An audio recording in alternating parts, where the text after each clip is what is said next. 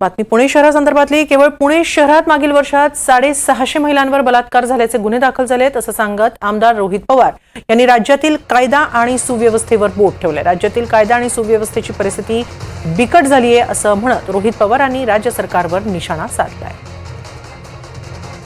पुणे शहरामध्ये एका वर्षामध्ये 650 महिलांवर बलात्कार झाल्याचे गुन्हे त्या ठिकाणी तिथं झालेले आहेत। त्याच्याबरोबर विनयभंगाच्या बाबतीत बोलायचं झालं तर एका वर्षात 850 झालेले आहेत आणि हा आकडा गेल्या 3 वर्षांमध्ये वाढतच चाललेला आहे। फक्त एका शहराचं आहे। आपण पुणे जिल्ह्याबद्दल बोलायचं झालं तर दररोज 20 महिला मुली बेपत्ता या पुणे जिल्ह्यामध्ये तिथं होत आहे।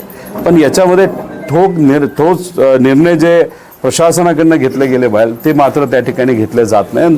त्याच्यामध्ये काही प्रमाणात राजकीय नेते जे गुंडांना घेऊन फिरतात, नाही तर प्रचारामध्ये गुंडांना जो वापर केला जातो याच्यामध्ये कुठेतरी पोलिसांमध्ये संदेश दिला जातो की ही आमचीच लोक आहेत, आज आम्ही सत्तेत आहोत, यांच्या नादी लागू नका।